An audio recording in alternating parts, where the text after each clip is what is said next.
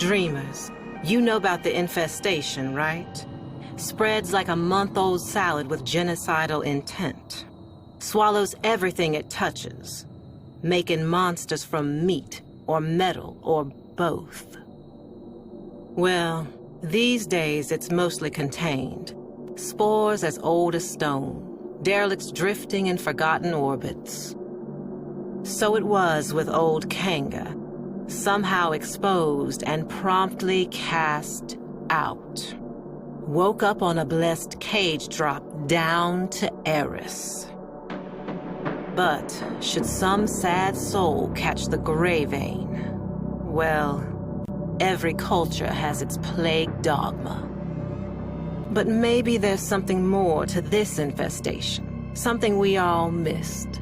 Turns out, Kanga didn't find void in that hell nest, no. He found a survivor. Little boy, Arlo, died 3 years ago. Yet there he was. Lost his voice, but gained his life. And somehow saved old Kanga with the slightest touch of his slender hand.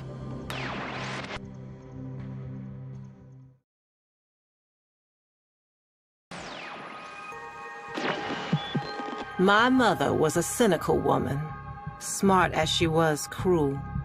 Nora, she said, no disease spreads faster or further than the ones in our head. She was talking about ideas. Mine was that old Kanga and his Wonder Boy would have been splayed out in some bio-trader's lab by now, or blood studies for the Grenier Command. Dreamers, I was wrong. Kanga's gray vein was just the beginning. White lung, parasitic liver, clone rot, even bone spurs. Turns out this kid, Arlo, is a healer. So many questions.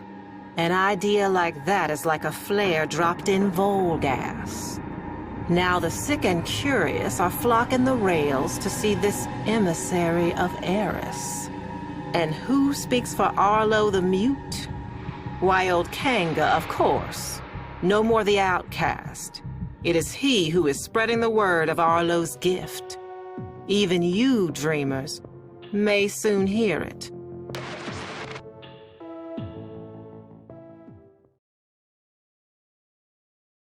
Whether you're bad news first or bad news last, tonight I got you covered, 'cause bad news is all we got. This emissary's word is spreading fast, a hot fever. Some are going to extremes to prove their devotion, trying the spores for themselves, and they're finding it too. Some lunatic spikers jacked the solar nav and flagged the derelict zones for all to see. Old haulers and new hopefuls out there are proving just how smart most people aren't. Yet Kanga's ranks are growing, arming themselves for the safety and security of our emissary, setting the stage for a great assembly to come. Buzz is, Arlo will break his silence. Till then, dreamers, check under the bed. A fresh brood is sprouting up along the rails. And it seems they have the scent of those blessed by the emissary's touch.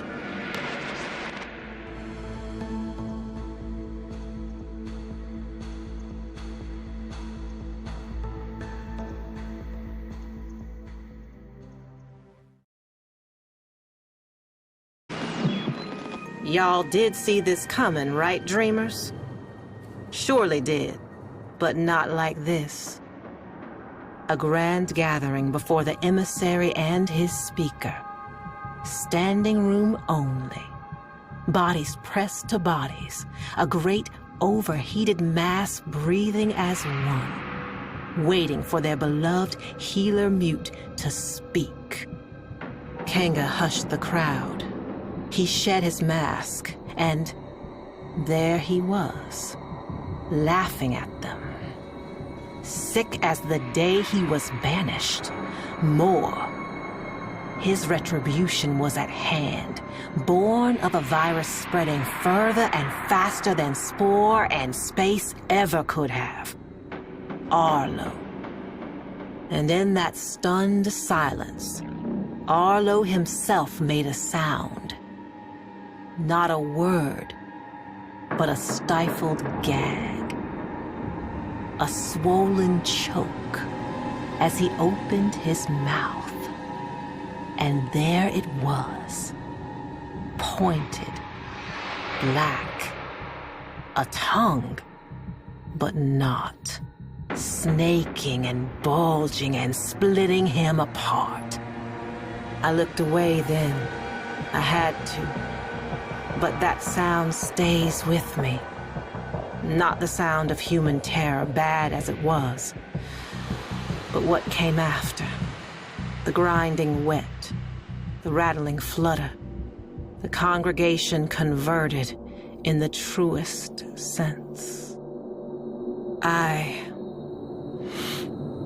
Dreamers, you all got your work cut out for you. Though this movement has lost its head, the body still lingers. It's a bad cycle, Dreamers. Arlo's devoted had a party and you're on cleanup detail. Derelicts are threatening every settlement from Mercury to Eris.